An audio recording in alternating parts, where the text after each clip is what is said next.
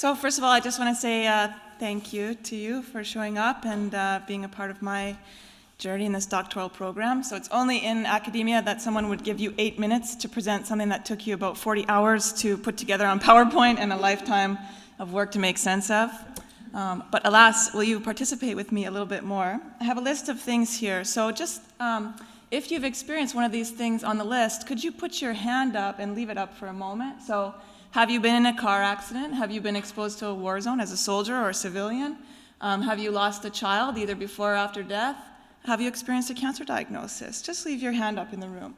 And so we have some more. Have you been witness to a natural disaster?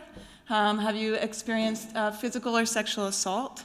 Have you been taken hostage? Or have you lost a close friend to suicidal death? And so now take a look around the room and see that you are indeed in good company. And so most of us at one point in our lives have experienced something that we might call potentially traumatic. And so I took this screenshot a few days ago from my computer. So I Googled trauma and Canadian Armed Forces members, and you can see this is the first 4 hits, but I can tell you that the next 4 pages are all about post-traumatic stress disorder. And most of them also include components of suicide. And so when you look at the bottom as well, these are the other related searches. And in there, you might argue that the term trauma in our culture has become almost synonymous with post-traumatic stress disorder, which is the label that we put on someone who experiences it. Not to say that PTSD is a bad thing or the diagnosis is a bad thing. So I want to give credence to actually in the 80s, it was largely as a result of Vietnam War veterans who lobbied to have their symptoms acknowledged when they came back from war. And so that's actually where it comes from, the diagnosis of post-traumatic stress disorder. And it really, in our model, has become the portal to actually getting treatment and moving forward with it. It's not new. Perhaps the diagnosis came out in 1980, but we used to call it things like soldier's heart or shell shock, or so you may have heard those terms previous to PTSD. But today what I want to bring to your attention is this idea that we can actually grow positively as a result of our experience with trauma. And so I want to make an argument to open our aperture, our viewpoint of what we may talk about when we talk about trauma. And so what is post-traumatic growth? Well, it's the idea that we can actually change positively as a result of our struggle with the experience with potentially traumatic events. And so I'll leave this for just a few seconds for you to read here.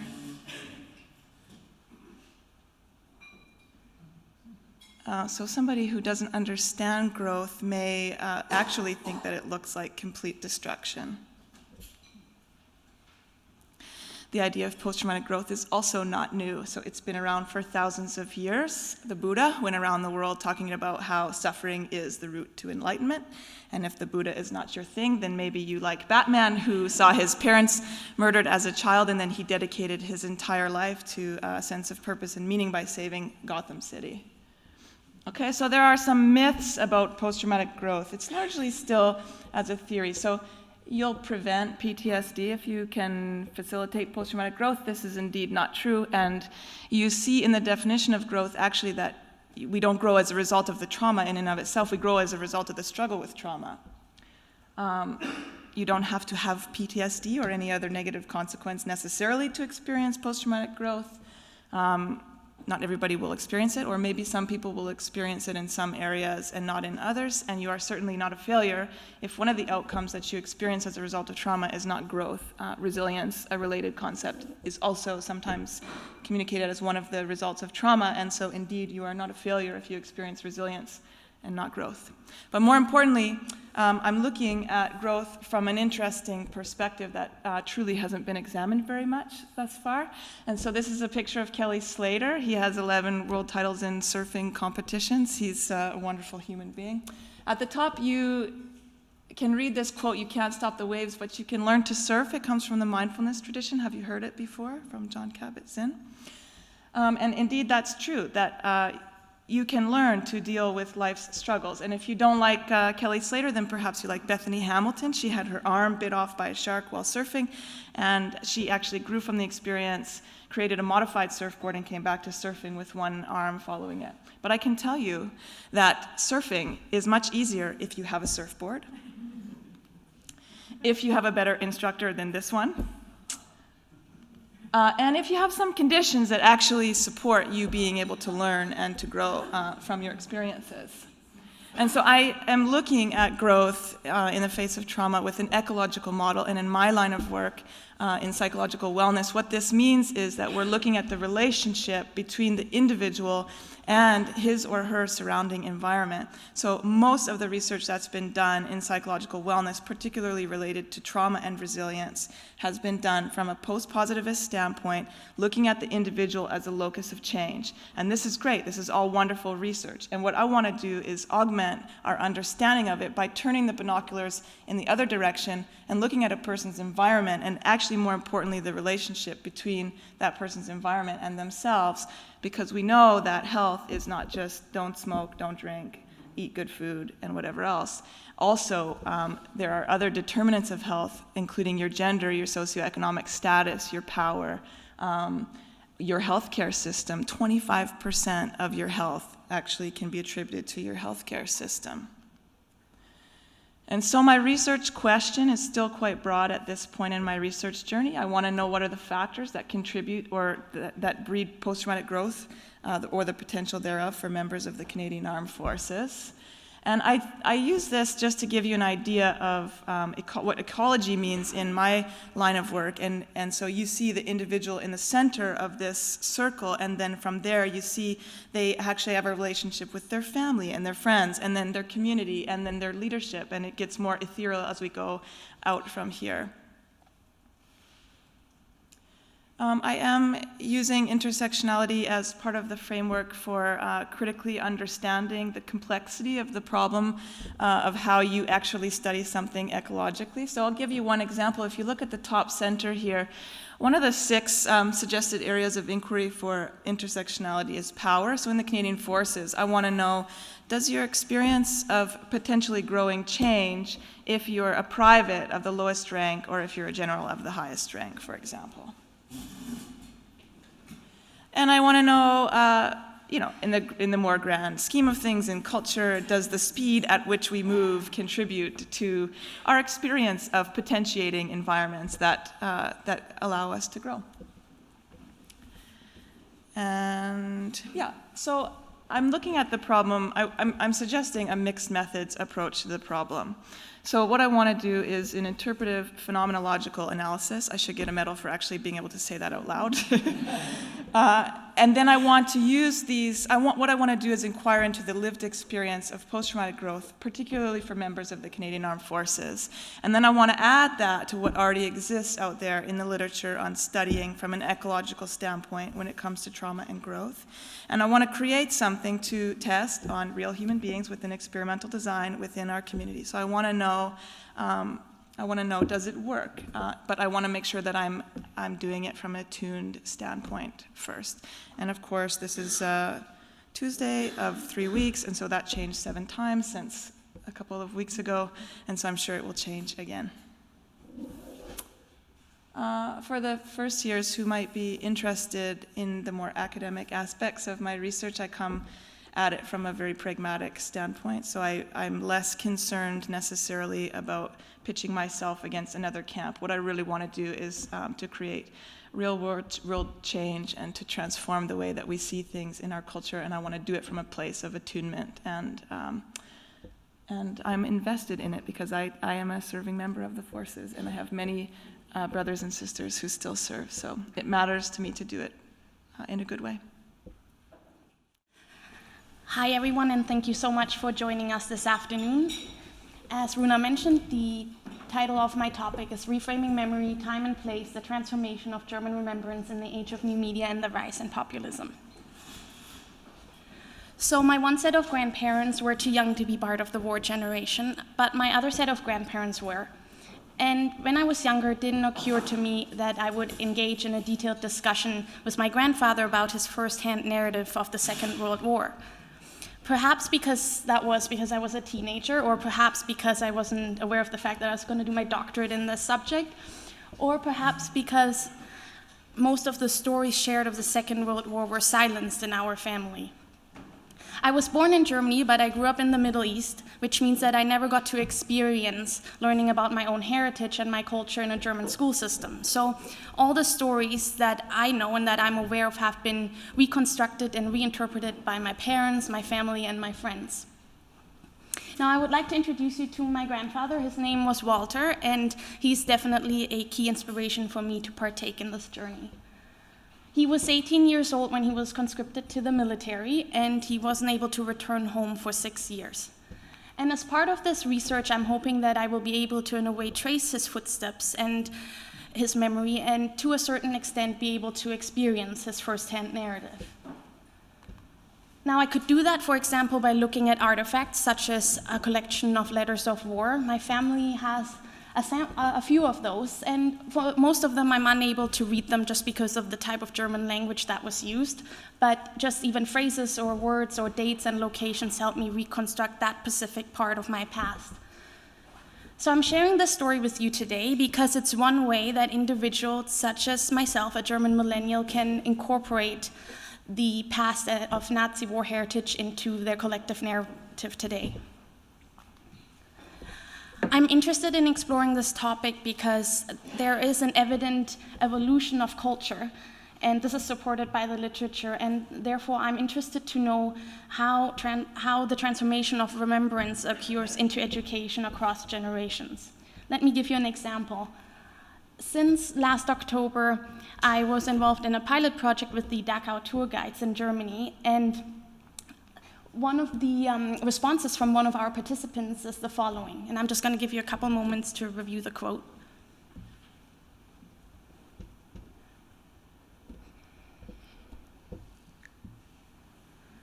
Now, I'm sharing this example with you because I think it represents the fact that there is a dissonance and disconnect in culture and in society in regards to what we hope people walk away with from their visits and sites of memory and what they're actually thinking they might want to experience.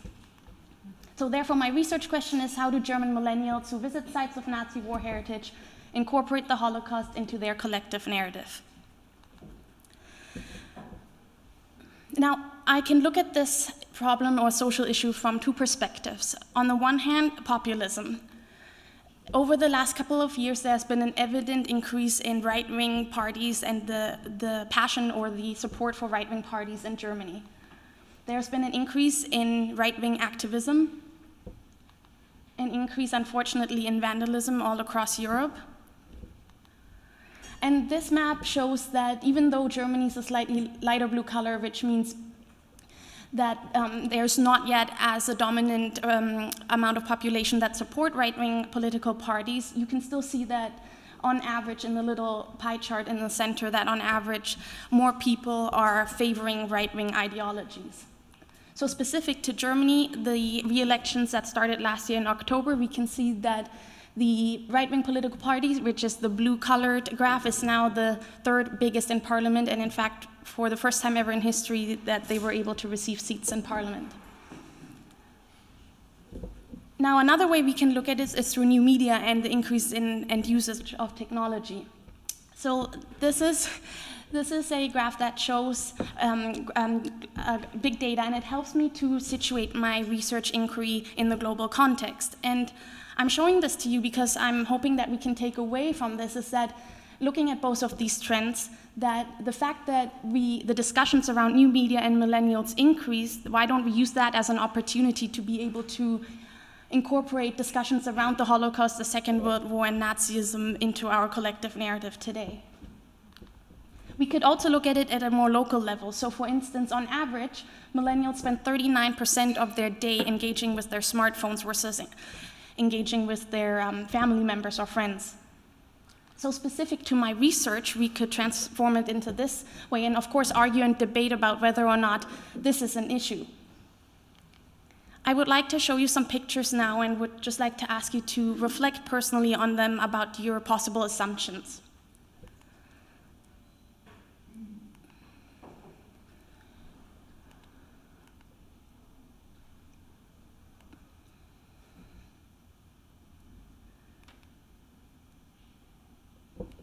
Now, I'm sure that many of us would agree that the majority of our assumptions are perhaps slightly rather negative. So we might where we may be thinking things like they're showing irresponsible behavior, why are they feeling no shame, disrespectful, they're out of place, or they're totally unaware.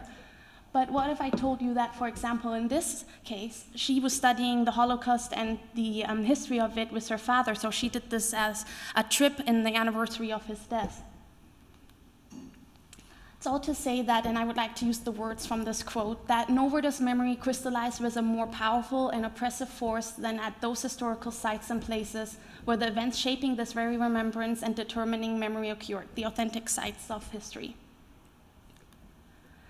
I'll be looking at dark tourism sites, which are essentially engineered and orchestrated places of remembrance of mortality and fatality. And a dark tourist is somebody who travels to those sites partially motivated to be able to encounter those symbolic interactions with death. Now, some sites of memory that we may be all aware of, for example, the Anne Frank House in Amsterdam receives 1.3 million visitors annually, United States Holocaust Museum 1.5, and Auschwitz 2 million visitors.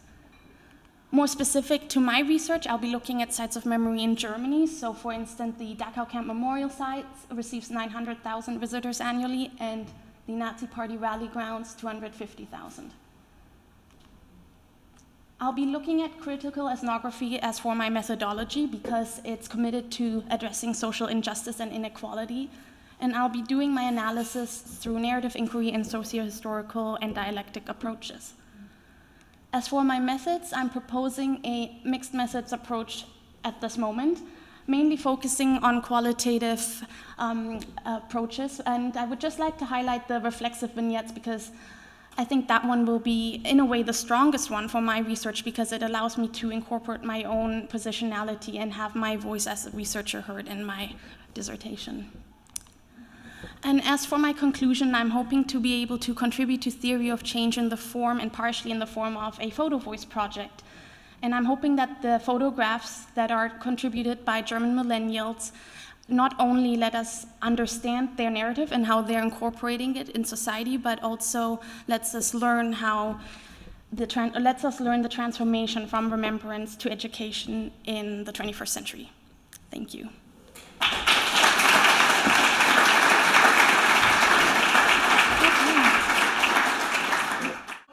I don't have to tell anyone here that affordable housing is a critical policy issue today. We're in Victoria, it's one of the hotspots, across the coast from Vancouver, one of the other hotspots. What you may not know is that affordable housing is not just an easy term to just sort of throw out. So affordable housing is actually reflective of a continuum of types of housing, from emergency shelters all the way to affordable home ownership. And so there's everything in between, including what we call subsidized housing or social housing.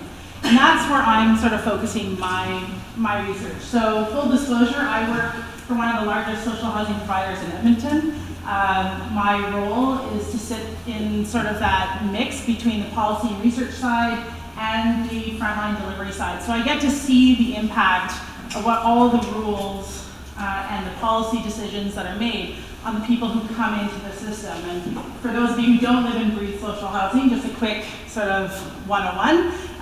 In order to be eligible, you have to, for your entire household, that includes anyone over the age of 15, have all of your household income declared, and then be under a certain income threshold that is calculated for each individual municipality. So for Victoria, for a one-bedroom, which would serve either a single person or a couple without children, your income threshold is $35,500. That's pretty standard across the country, actually. The one that's sort of a bit of an outlier is Fort McMurray, but that's also just because it's also Fort McMurray. Once you know that you've met the income threshold, you also then have to look at your assets. So you have to declare all of your assets. A number of them are excluded, but then you can only have so many assets. In BC, it's $100,000. In Alberta, it's $25,000, and some of the other provinces are sort of in between there.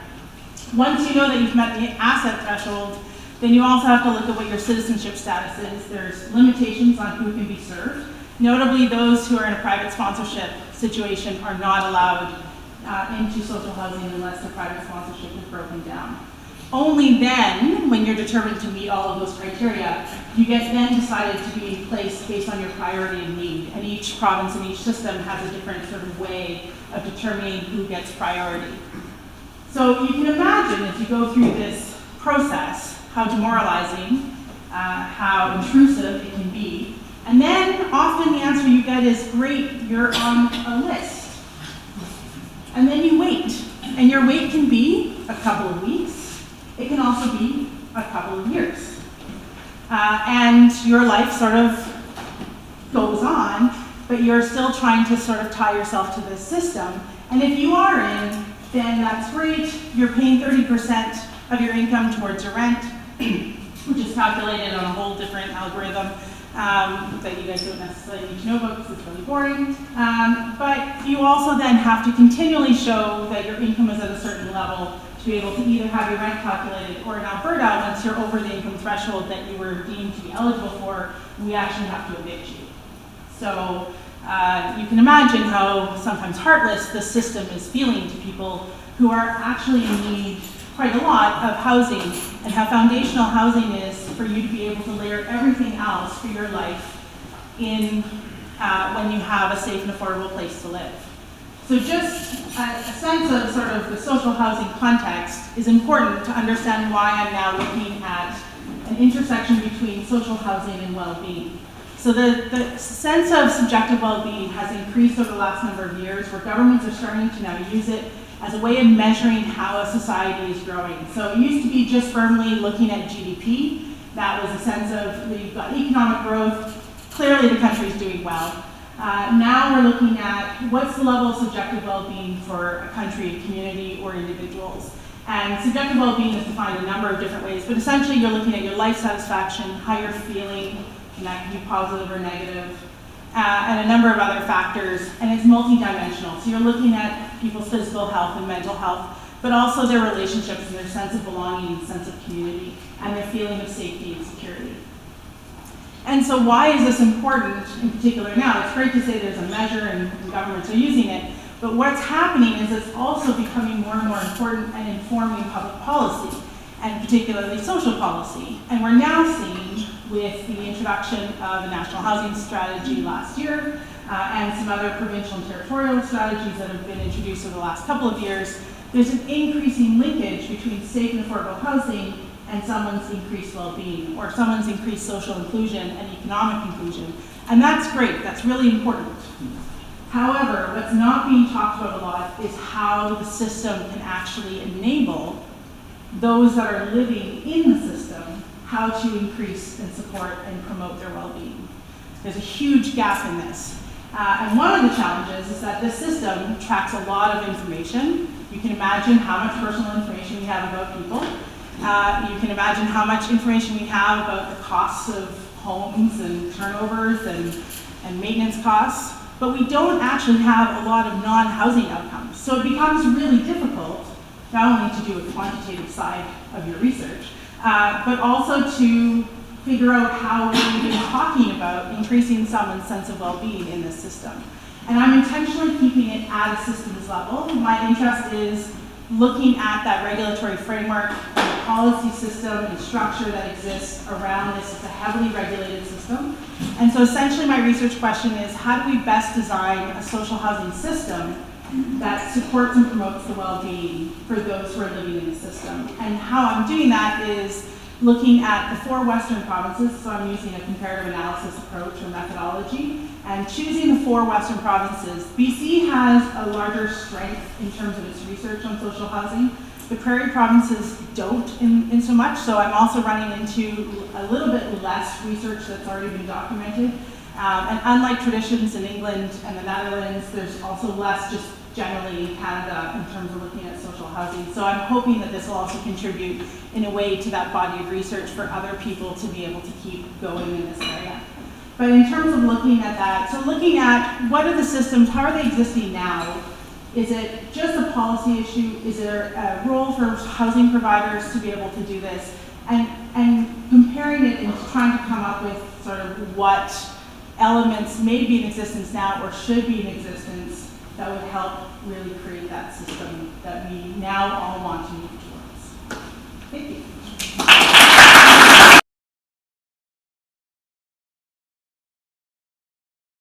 Individuals with developmental disabilities in the province of British Columbia have a history of isolation, shame, and worthlessness. They still seek social justice. The end of the eugenics movement in 1984, followed by the closure of the last institution in our province in 1996, brought individuals with developmental disabilities into our communities. Inclusive education has existed in British Columbia for approximately 30 years, and that has brought youth into our neighborhood schools. Still, despite these points of change, there's still learning that needs to happen. We are far from the ideal. My research focuses on youth aged 14 to 25 who have developmental disabilities and their parents. The purpose of my research is to collect the narratives of the lived experience of these youth and their parents to inform the transition planning process that includes the decade of time that spans the movement from high school into adult services. My dissertation seeks to understand and make sense of the experiences that these youth have during those years. And in addition, I hope to understand the societal, institutional, and cultural factors that influence the identity making, and ways that I, as a researcher, and my participants can find points of change to improve the system of transition. The need for research. There's a number of needs for research, including the dominant positivistic systems that are in place within our province, including Community Living British Columbia, the Ministry of Education, and the Ministry of Children and Family Development, which are the three primary institutions that support individuals with developmental disabilities in our province. They use categorization of individuals with developmental disabilities to identify service provision for them, and that's a very positivistic way of looking at individuals. We have a dominant identity of disability that is assigned to individuals with disabilities by the school system, sometimes by home, and by society, which limits their movement and limits their opportunities to engage in experiences within the community that builds their identity. We have individuals with developmental disabilities who are not recognized as knowers, and therefore their ideas are not considered in decision making, and their parents who are shuffled to the side at the point of diagnosis by the medical system and by the school system. As our team of experts come in to deal with our children, and our children suddenly become a case or a number. And lastly, the Cross-Ministry Transition Planning Protocol for Youth with Special Needs, which came out in 2009, and it was promised as this panacea of change within the transition planning community. And it called for an evidence-based, collective, collaborative, and cohesive transition planning process for youth with developmental disabilities. And while it's brought some structural change to the system, so it's easier to go from the Ministry of Children and Family Development to the Ministry of Community Living BC, it hasn't made any strides towards developing an evidence base, nor has it made any strides towards this cohesive and collaborative transition plan itself. So my ologies are, where do I situate myself in the world? Epistemologically, I'm solidly in the transformative paradigm. So my goal is to provide or to look for change within the province around the transition of youth with developmental disabilities. My methodology is narrative inquiry. So narrative inquiry is developed in the late 1980s, and it's a Canadian phenomenon, and it looks at collecting the narratives of individuals and using those as your evidence base. It truly recognizes the voice of all individuals participating in the research. It's a dialectic process of storytelling and retelling as a foundation for change. My ontology, I'm solidly, Dewey is the underpinning of narrative inquiry, so his book, Experience and Education, is the underpinning of narrative inquiry, and Dewey believes that each person's experience is what gives them knowledge.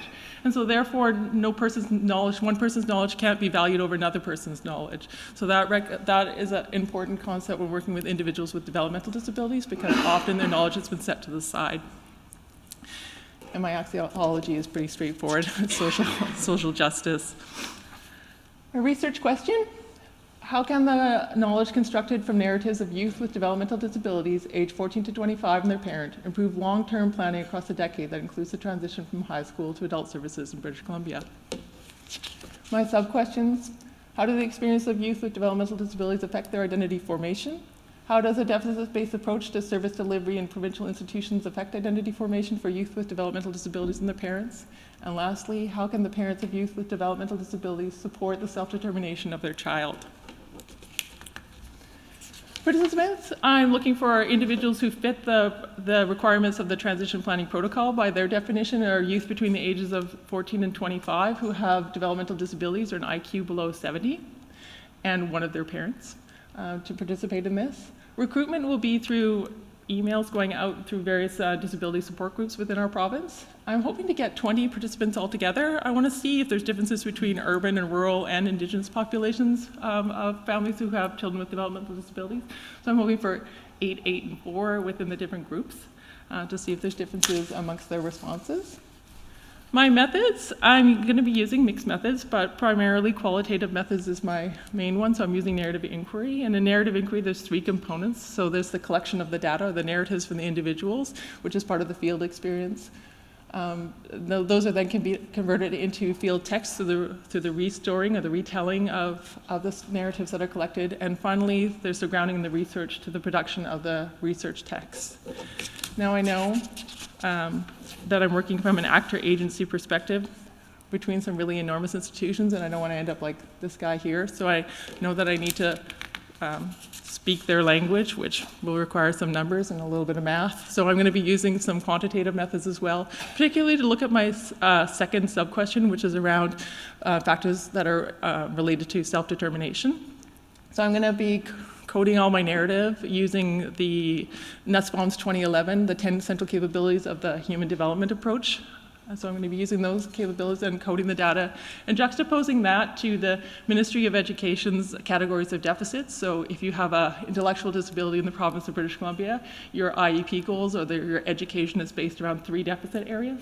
So I'm going to be juxtaposing the stories, juxtaposing the coding between those 2.